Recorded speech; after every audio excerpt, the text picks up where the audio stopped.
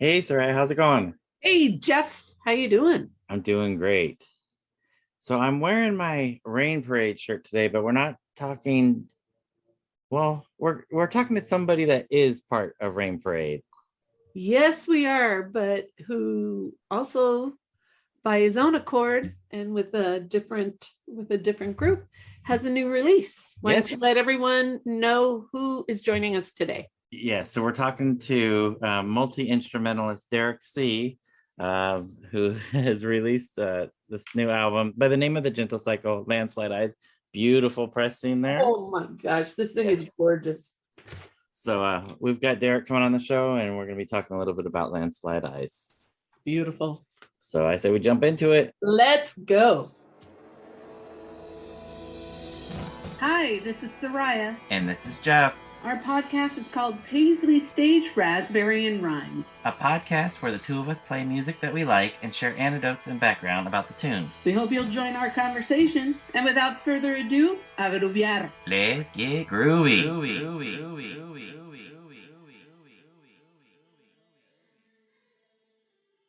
Hey, Derek, how's it going? Going all right. How are you? We're doing fine. I'm trying to figure out how to get my video. Oh, here we go. Oh, there you are. Yeah. Live and in person. Hi, Soraya. Hey, good to see you. Good to see you too. First of all, we need to talk about many things today, but Okay. really good for our listeners. Derek C has joined us today. This is an absolute beauty, not just aesthetically, but it is a beauty of a listen. Oh, thank you. So thank you so much, you and Roger, for giving us this gift. Yeah. Oh, you're welcome.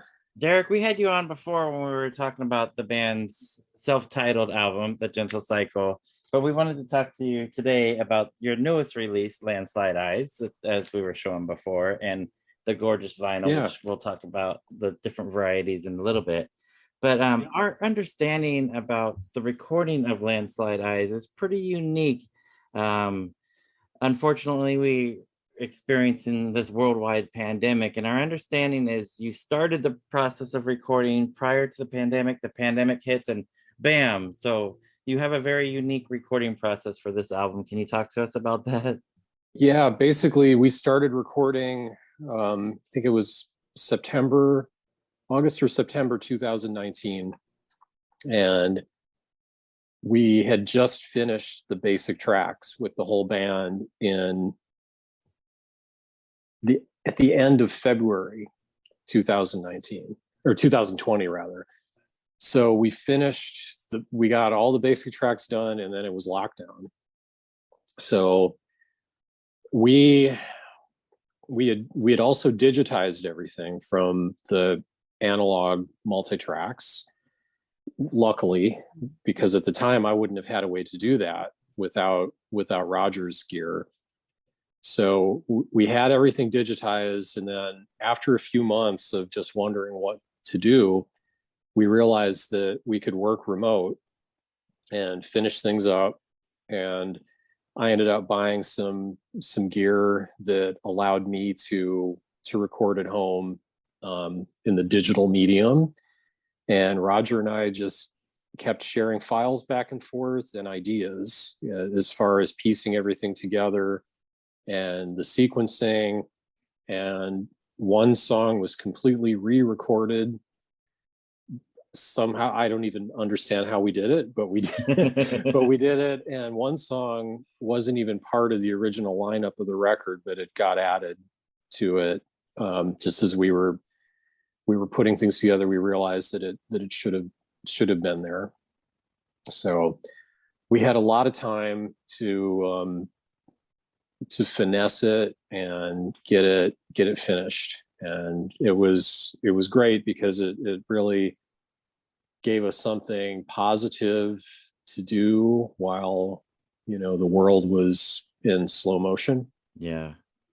So Derek, do you think that this unique process had any impact on the final sound of the album? Yeah, it did. I mean, as I was writing the songs for it, I had envisioned it to have all of the little instrumental link pieces put that kind of bind everything together, but we added a lot to it that we probably wouldn't have if we wouldn't have had the time to do it. Okay. A lot of we kind of worked through a lot of ideas. Some things we didn't use, some things we did, but since we weren't working on any kind of schedule, we felt like we could take as much time to finish it, which that takes some discipline, because if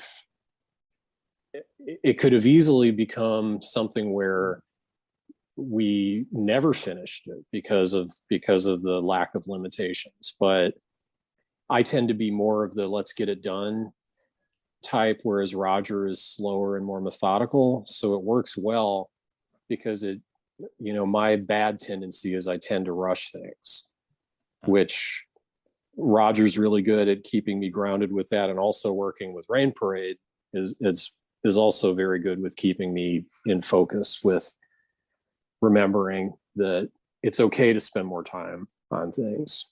Nice. So I'm thankful to have both inspirations. Nice. So I have a follow-up question to that.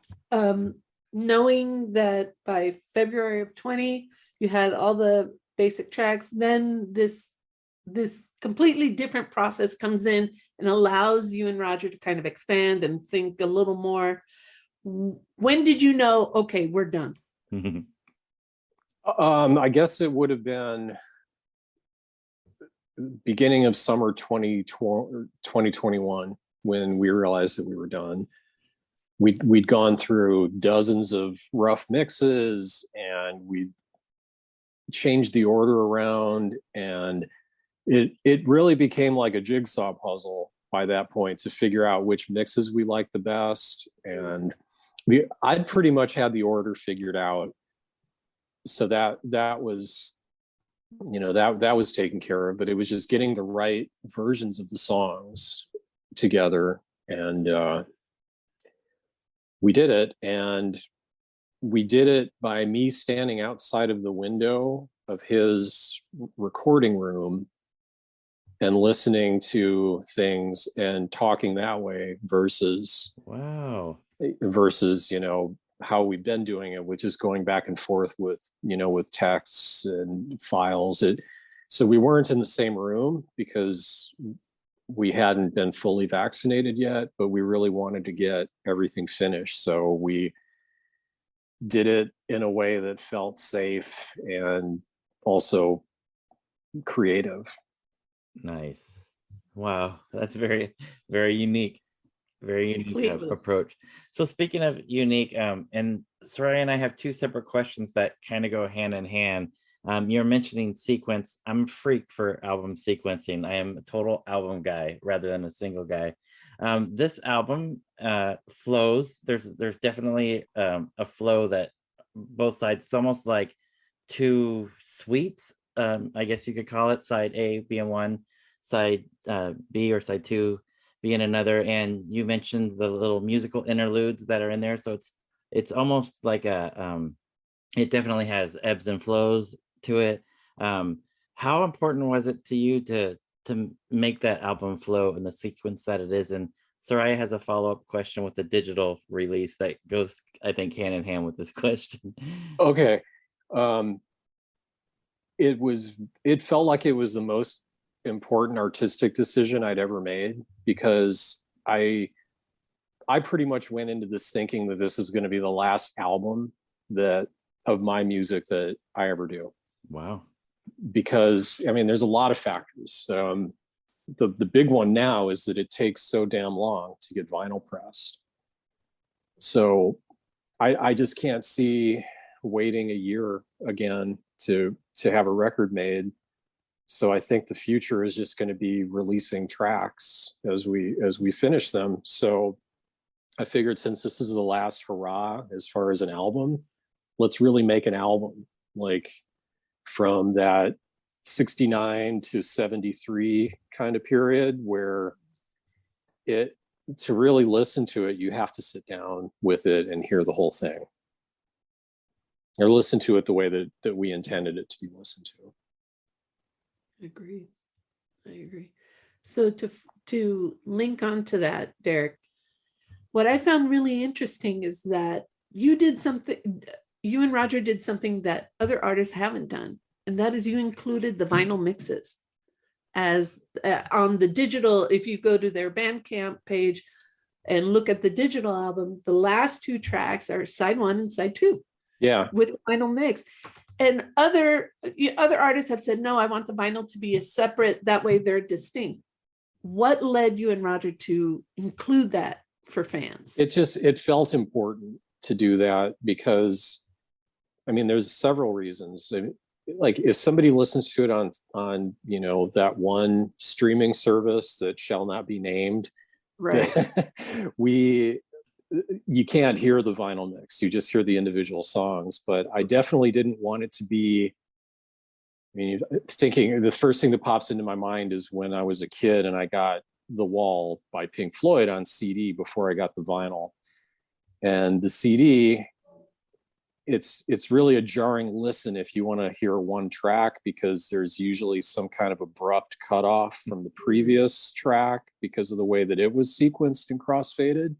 So I definitely didn't want people to experience that. So we have the separate songs that can be listened to without anything jarring. But for the digital minded folks that buy the download from Bandcamp that don't want vinyl, they can hear how we intended it regardless of, whether they're playing the record or not. Because we felt that it was just such an important part of the listening experience. We wanted people to have that option. Thank you. Yes. Yeah. Thank you very much for that, for sure. You're welcome. All right. So I know, Jeff, let's start with your question about the songs that you and I have been talking about for a while. Okay. Yeah.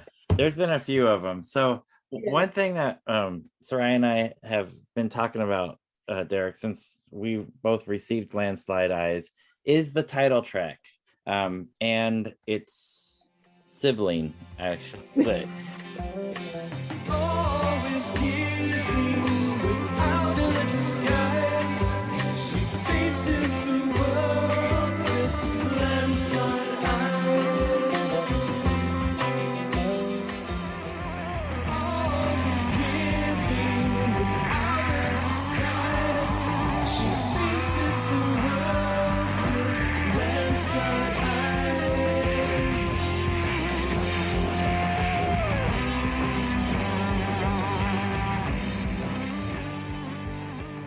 So on one side you have Landslide Eyes, on the other side you have Eyes Landslide, which Soraya and I assumed before we dropped the needle that it was going to be that song played in reverse and maybe played over because of the flip on the title.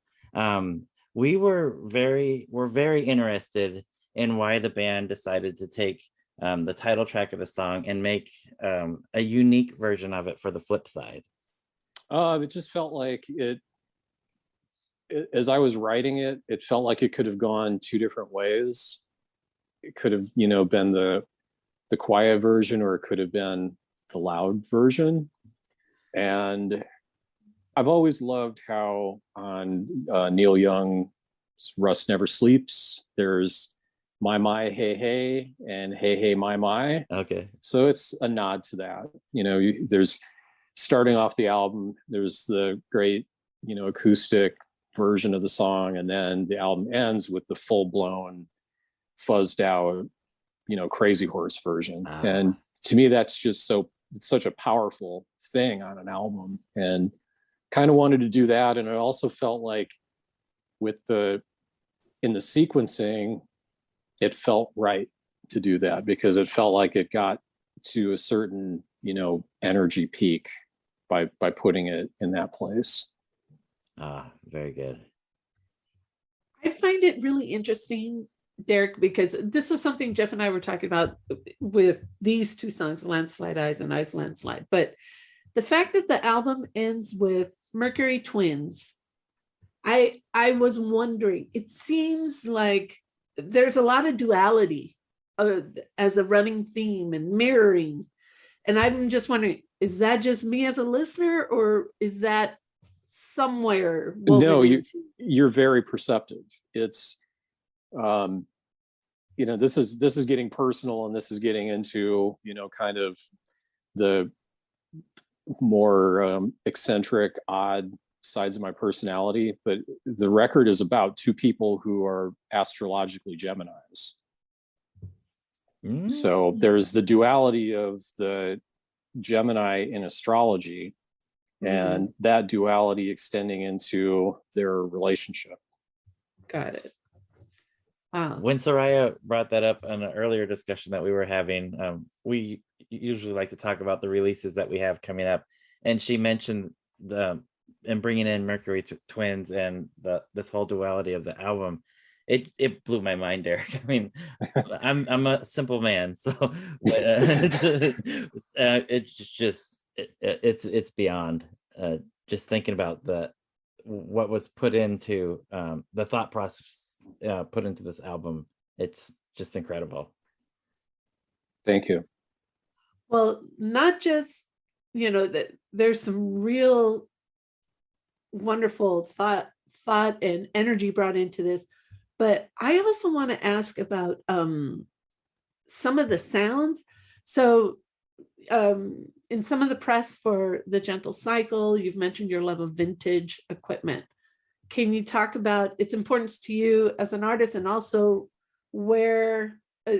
how that was incorporated into this album? Because we hear a lot of different things going on. Yeah, well, there's also the duality of vintage equipment and modern technology on this record. So, and that is also a big part of the whole concept that you're the first person to kind of get that has expressed that to me. Roger felt like I was very rooted in the past, as far as sounds, and he was conscious of that. But I explained pretty early on that no, it's okay. Let's not think of any limitations on anything that we're doing. And if we go for something that's not a real instrument, that's fine. If it fits and it doesn't sound out of place. But the core of everything is guitar, bass, drums. But there's also some keyboards. There's some tremolo treatments that he did that are completely synthesizer generated. The melodica on Seashell Blue is not a real melodica. It's the Native Instruments program. Oh wow. So yeah, so we didn't stop with any kind of preconceived notion of it has to be the way that a record was made in 1970. We're looking back to the past but adding in the present. I love that. I love that. Derek, in 2019, the band released a single, Ivy, on 13 O'Clock Records. And then the song Ivy appears, a version of the song appears on the Gentle Cycle album, Landslide Eyes.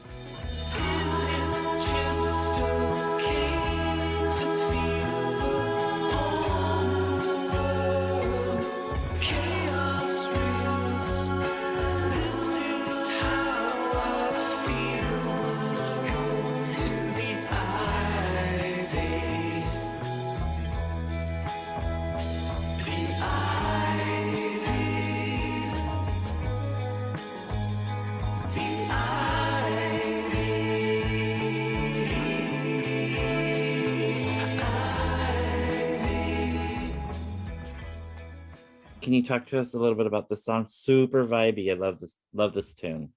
Thanks. That song goes back a long way. I recorded that song on an acoustic disc that I did that barely anybody has ever heard, around I think 2013. And it was one of those songs that I'd always wanted. It's the only song of mine that I'd ever wanted to redo. And because I was never happy with the original recording, and it felt like it had more potential as a song that I wanted to realize. So when we did the single version, I'd already had it mapped out that we were going to do the Spacey album version in addition to that. But with the single, when 13 O'Clock asked us to do a single for us, I thought, well, let's do like a total blowout 1966, Who, Small Faces kind of thing. And so that was the premise with that. And once again, it goes back to the whole Landslide Eyes, Landslide of presenting an idea in two radically different ways. Now that you mentioned 13 O'Clock Records, I'm going to go off a little bit. So Landslide Eyes gets released on 300 Mics, and we were curious how you got connected with 300 Mics to release Landslide Eyes. The guy behind 300 Mics is a really good friend of mine, and when he heard, I shared it with him when we finished it, and he was really into it, and he told me, you should really shop this to some labels because this is pretty cool. And I said, well, I'd be really happy if you put it out, if you wanted to do that. And he said, let me think about it.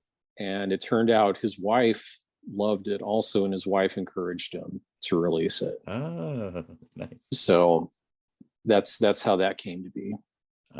That's excellent. Derek, I had a question while I was listening to the album, and as a wannabe musician myself, the idea of the role of a producer has come up in my personal life lately, and having something produced by somebody in the band versus an outside producer. Did you ever consider looking to an outside producer to record? No, we haven't. Luckily with Roger and I, we have a good working relationship. Okay. And he is not afraid to tell me his opinion on things, something that I might have an idea about. He may have an alternate idea, and I respect him enough to where I hear him clearly. Because a lot of times self-produced releases, there's a lot of ego involved in that, which can be okay. Think of somebody like Emmett Rhodes, who was playing every instrument self-produced, and he put out some really great records. But a lot of times having an outside opinion that's not in the band is great and works really well. But if somebody approached us and said, hey, I want to try to produce something for you, I'd consider it. It's not like we're completely locked in this mindset of we have to control everything. Right. Interesting. Yeah, it's something that's come up a few times with projects that I've been involved with, and I've always been against it personally, but more recently I'm thinking, well, maybe an outside view is sometimes a good idea. Anyways, I wanted to run that by you and see what you thought. So Sure. I appreciate that. Derek, I've shared with you when I first listened to the album, a lot of these songs really stand out for me, but Seashell Blue is one that something about it just really grabs me. And Thanks. It's definitely the vibe. And Soraya and I had mentioned when we were first talking about it, but like in a nutshell, how do you describe this album? And vibe is one of the things that both of us mentioned in our short lists.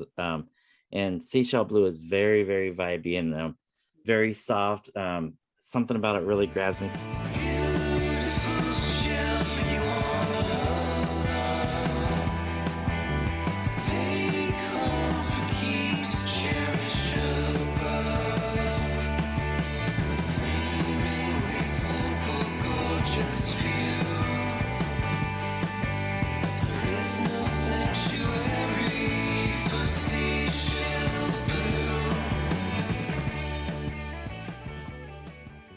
Can you talk about putting together the song and what it means to you? Yeah, I think to the music fanatic that hears it, it's pretty obvious where the inspiration came from. You know, it has that 60s West Coast, Southern California, birds kind of feel, you know, with that. But I intentionally didn't play 12-string electric on it because Oh. I didn't want it to go completely full on imitation. Okay. But, you know, between the harmonies and the whole kind of swing and jangle, it's us doing Love or the Birds in 1965, 66 with our own kind of spin on it. Interestingly enough, and going back to the conversation that you were talking about earlier with the vintage vibe versus the newer vibe, I also can feel like even like a modern day indie vibe, as well as that West Coast 60s thing. It kind of incorporates both, I would say. Yeah, well, I listened to a lot of new music and never stopped. So there's going to be influences from all over. So yeah, you're absolutely right. Love that tune. Thank you. I wanted to ask about one song that I've listened to it a few times, and this song has struck me as of late, and it's Thank You, Mother Artists.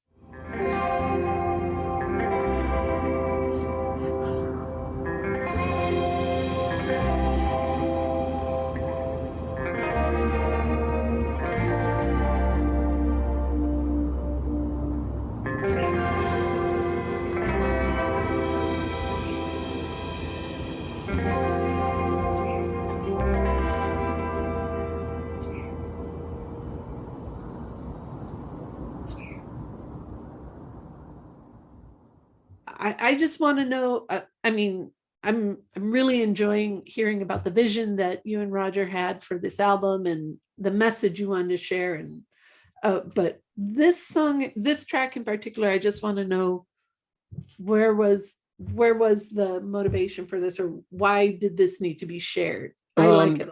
Oh, thanks. It goes back to my mom being both a visual artist and a musician, and how that's impacted my life. And it also relates to the other half of the Mercury twins, that's a mom that is an artist, and watching her with her daughter and how that has impacted her life, her daughter's life, and also how amazed I am to see it and how powerful it is for a child. So that's where that comes from. Thank you. I love some of those little instrumental interludes that you've added to in between. Thanks. Yeah. Thank you. I get a little bit of White Album vibe with those here and there, just a little bit. And well, you're definitely winning me over for life, Jeffrey, with a compliment like that. Well, Derek, there's also the one that's not obvious would be there's a lot of Zappa in that, because I'm a big fan of him up to a certain era, and he was known to repeat melodic themes and incorporate bits from other songs into other tracks. And I find that fascinating. So the interludes have something from the song that follows it in every case. There's some kind of melodic element that relates. Interesting. So can we ask, which is the one track that was added? Run the Other Way.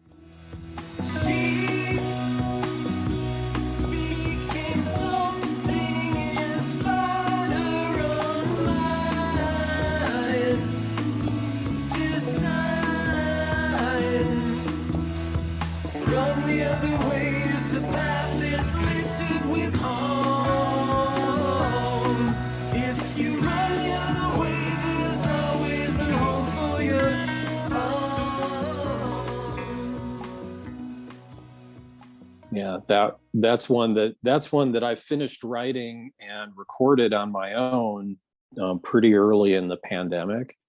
And Roger said, let me add drums to that and let's put it on the album. And we ended up having to do some editing to get it to where it would fit on the vinyl side to squeeze that song on. But what was edited out isn't missed. So it ended up working out for the best too, because it was just, yeah, it was all superfluous in the grand scheme of things when there was a song that he felt should be on the album. So we made it happen. Okay. And it's pretty significant. It closes out side A. So Yeah. Yeah. Thank you. all right, Derek. Well, we appreciate you coming on to talk about Landslide Eyes. So we want to know, could we expect to hear any of these songs live at any point? We know that you've been playing some Yeah. shows recently, backing up some very good artists, and it's got to be great being on the stage again. We want to hear some of these songs live, Derek.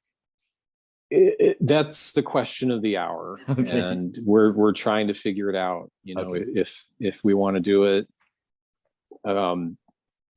To be honest, I mean, as great as it is playing shows, it's also very strange to be playing shows, and it feels, I mean, to be completely candid, in some ways it feels irresponsible to be playing with, especially with the way that COVID is ramping up again. And you know, so many tours are being canceled in the last few weeks, and I mean, who knows what's going to happen? It's very true. Very true. I do love playing live, and, you know, playing some shows this year has reminded me of how magical it is to do that and connect with audiences and see friends.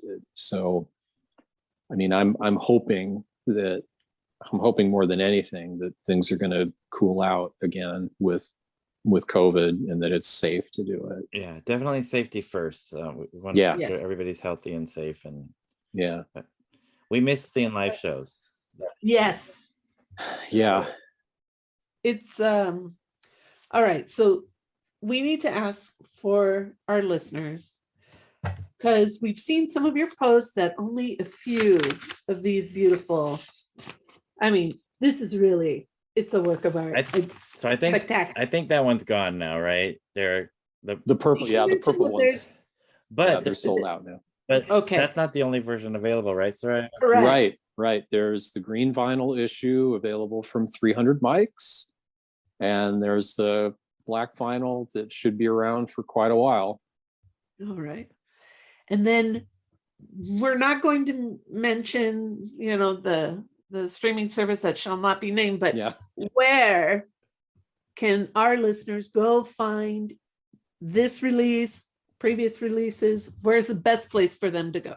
Bandcamp is the best place for sure. Okay. And as I always say, I would rather people listen to it for free on Bandcamp than listen to it on Spotify. But it is on Spotify because in 2022, unless you're a massive artist, the only way you're going to get heard is having it there. So it's with mixed emotions that it's there, but we really don't have a logical choice in it. So we'll encourage everyone, go to Bandcamp, listen to it there, purchase it there, and support the artists. And then in the future,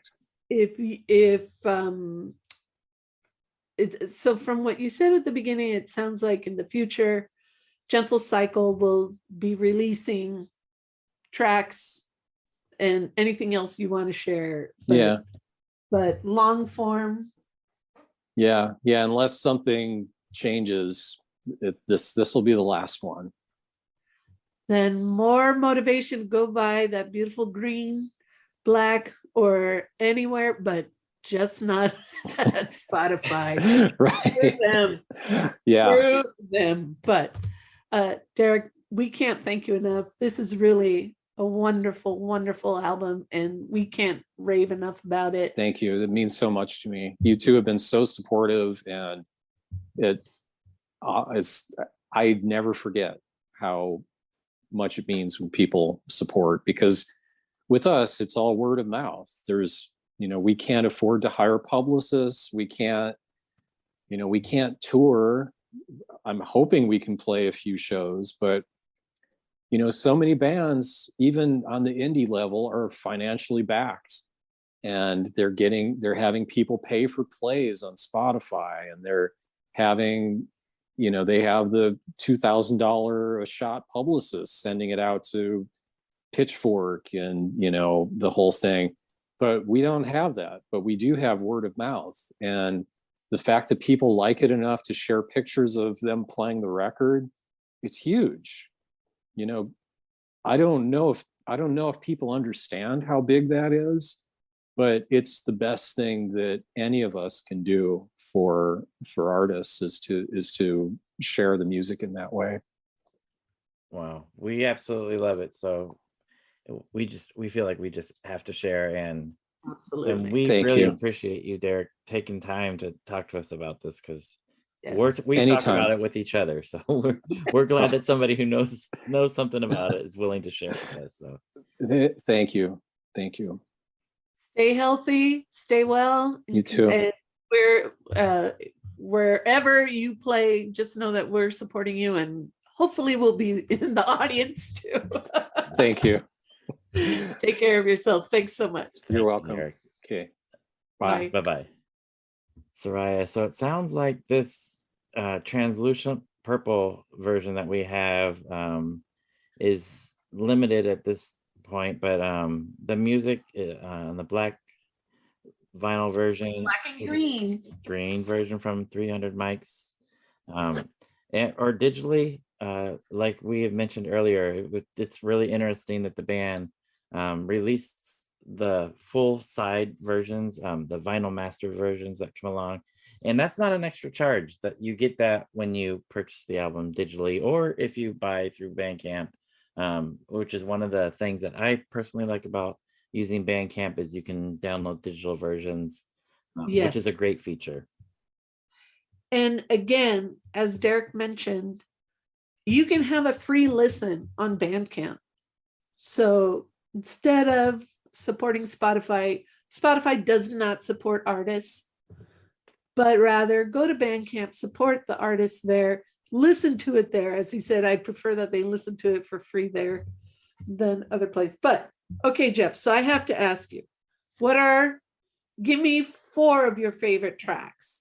I mean, this album has 14 tracks, and digitally it has the extra 2, which are the side 1 and side 2 of the vinyl mixes. So I'm just considering tracks 1 through 14 from this bad boy. Yeah, so definitely Ivy and Seashell Blue. Ivy, okay. Seashell Blue is my favorite. Seashell Blue. I like the opening track, Like December is Bold. Yes, the guitars on that are absolutely insane. Yeah, it's a great opening track. And then the closing track, Mercury Twins. Okay, so Like December is Bold, track 1. Nice. I like Celestial Stride. Nice. That's track 4. Super Psyche. I really like that one. I like Run the Other Way, the added track. Oh, wow. I really like that. Let Me Look at the Sun, track 9. Sanctuary Dreams, track 10. Seashell Blue. And like I mentioned, Thank You Mother Artist. I really like that track. I don't know, it's vibing with me right now. And then Mercury Twins. I think you went, sorry, you mentioned almost every track. Well, sorry. Okay, I like the album. Nice. I like the album, and and of course the title track is pretty dang awesome. Yeah, and it's very cool that they split those 2 versions, and hearing about that and how it ties into the closing track. Good catch. I love the story behind this album. I really do, and I think knowing that the pandemic, you and I have talked about it a lot. The pandemic has been, both blessing and curse, because the curse was, our lives as we knew it at that time just kind of stopped, and a lot of things were taken away in the name of safety and public health, right? But at the same time, there were some silver linings there. And like Derek said, now Roger and I had time. and but everything was done. February of 2020 was all done, the basic tracks, but it gave them time, and look at what came out, and as he said, it gave us something really positive to work on during a really tough time globally, and I think, but I appreciated his honesty, saying, I'm a person that I tend to rush things, but now I had time to slow down and listen, and the fact that he and Roger finished the album, or listen to that final mix via a window, one right. outside, one inside. I mean, Yeah. that is to me, that's the essence of the meaning of art, is that nothing gets in the way when you have a message to share, one outside, one inside. I just found it amazing. Yeah. And you and I agree that this is a really good album, a solid album, and it's really a beautiful listen. Yeah. And they've given us a lot to listen to, instrumentally, lyrically. Yeah, super vibey. Incredible. And I think Derek and Roger, if this is the last long form album from the Gentle Cycle, don't get me started, because I'll get crying too. But if this is it, chef's kiss. It really is a beautiful album from start to finish. Yeah. And I was sharing with you before we started the conversation, I believe, how my wife and I, Christina, we were driving out from Southern California to Yuma to visit some family members, and we were playing it on the road, driving through the desert just north of Mexico. We could see Mexico just to the south of us, and this was a perfect soundtrack as we're driving through the desert on the way to Yuma. Sorry, one thing I wanted to mention that we didn't mention during the conversation with Derek is there's one cover song on this album, and I don't know too much about it. I don't know the band, but the song Let Me Look at the Sun was a cover from the band The Hot Dogs. Did you know that? I had to look it up from their 1973 album Say What You Mean, but the rest of it, a great song. Yeah, it is a great song. And I'm curious, I want to hear that original version. I don't know how it differs, if anything, but yeah. So, well, I think we need to do a side by side listen then, Jeff. Yeah, we do. And again, I just wanted to thank Derek C for coming on. We love him as a member of the Rain Parade. We mentioned before, plays with Chocolate Watch Band, plays with all kinds of people as a session guitar player, has an amazing collection of music. Derek also sells records. Yes, I was going to say, I mean, serious. Yeah. Oh, yeah. Serious. Absolutely. Seller, and definitely look him up. But I think he's listening. Yeah, I think it's Derek C Music. Correct. Well, if not, you can find him also. He has a social media presence on definitely on Facebook, and but he's just good guy all around. And when he puts pen to paper, he's got great message, great songs to sing. And yeah. Very positive dude. I'm glad that he took time out of his busy schedule to talk to us about Landslide Eyes, and album that we definitely nice landslide. Yes, depending on what side you're listening to. There you go. All right, Soraya. Wow, this was fun. And yeah, go listen, go buy it. Yeah, it's worth it. Yeah, and you, by all means, Derek has encouraged you to go listen to it before you buy, so you know what you're getting. But I'm guessing if you listen to it, you're going to want to buy it. Yep. We did. It's true. It's so true. All right, Jeff. I hate to say it, but it's over. Then we should say goodbye. But, we'll be back again. We will. Talking about something else. So Mi gente, a groovear. Groove on, Paisley people.